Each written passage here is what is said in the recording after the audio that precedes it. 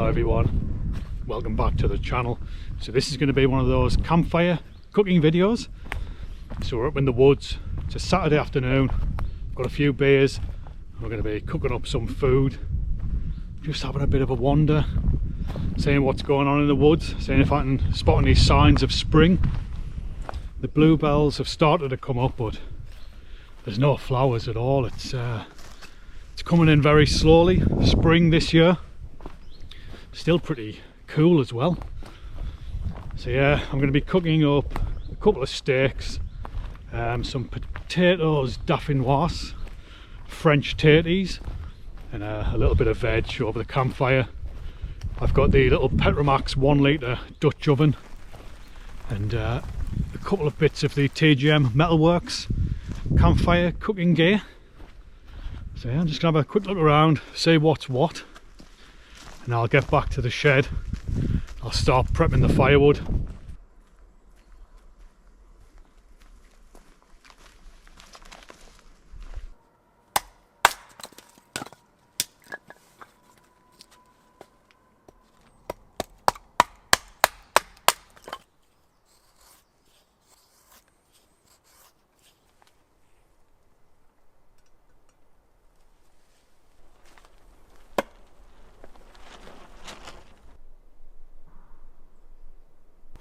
So I've got all the firewood prepped. I've got some softwood and some hardwood, and I'm probably going to light the fire with a fire steel, I think. So I'll go and find some tinder from somewhere, possibly some pine sap. There's a tree over there with quite a bit coming out of it, so I might harvest some of that. I've got all my cooking gear set up, all the utensils ready to go. It's about 3:30 at the moment, so I'm going to hold off for an hour, and then around 4:30 light the fire and get that going. In the meantime, I might have a beer. It is a Saturday afternoon after all.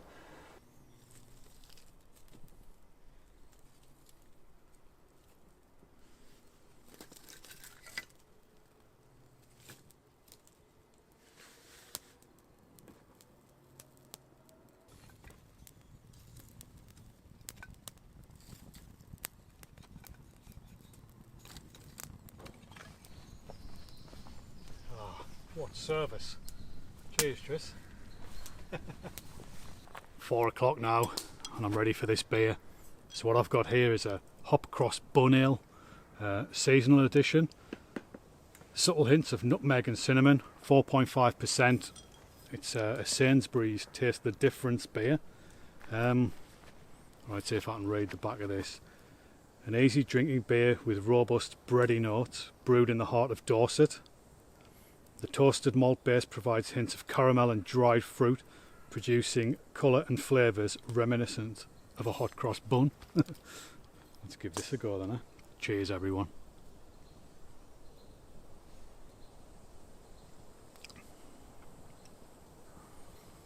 It's nice, definitely a nice beer.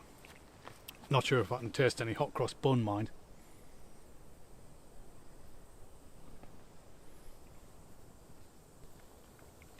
Very mellow cinnamon undertone, but really mellow.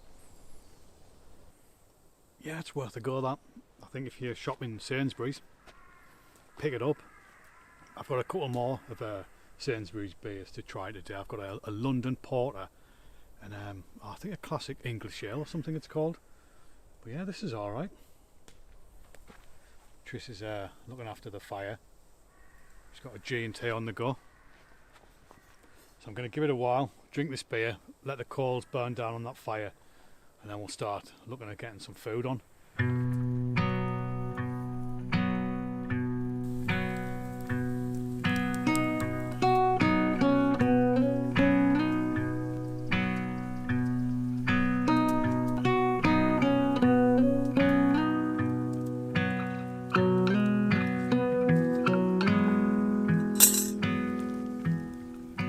So we're going to get these French style tateys knocked up.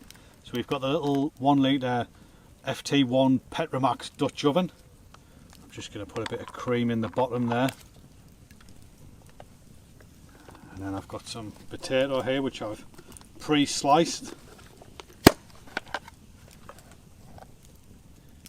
We can start to get those in. just going to pour a little bit more cream over the top of those.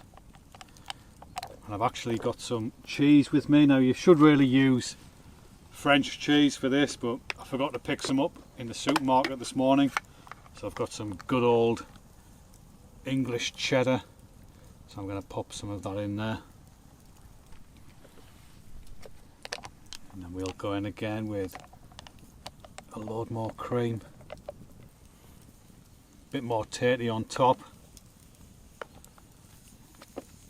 There we go, so we'll finish the cream off. It's going to be a high calorie meal, this one. And we'll get the rest of this cheese on top, and hopefully that should brown off quite nicely. Just got some salt and pepper that I'm going to sprinkle on the top.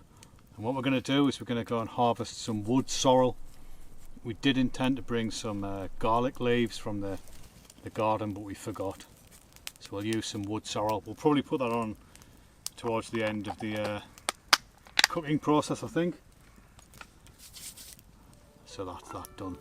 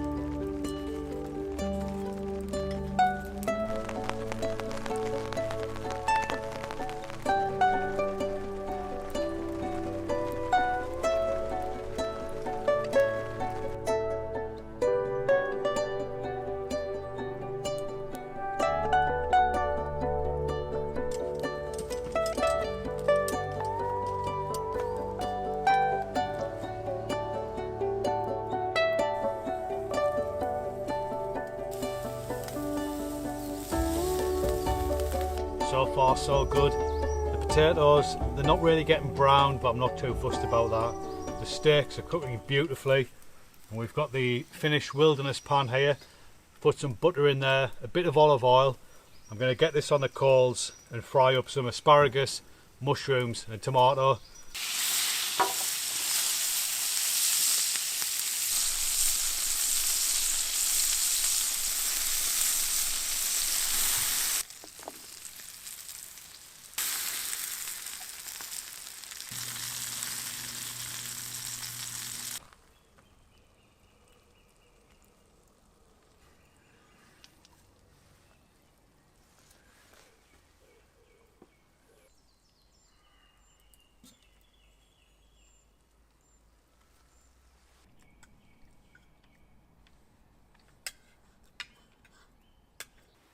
Well guys, that meal was fantastic. Those potatoes, Dauphinoise, whatever you want to call them. I call them creamy French tateys. Fantastic, really nice. A lovely decadent side dish for your steak and vegetables. Dead easy to make as well if you've got a Dutch oven, or even at home, to be fair. When we put cheddar in there, you could easily switch that out for a more French style cheese, or even Parmesan or something like that if you fancied it. But I don't think you can go wrong. You've just got to make sure, like when you're cooking with a Dutch oven, just try not to like put the bottom of it too near to the heat, otherwise you'll end up with charred remains on the bottom of the oven. So I made sure there I kept it at least 50 centimetres from the heat pretty much at all times, and just piled the coals on top. So it did end up nice and browned on the top, but yeah, beautiful.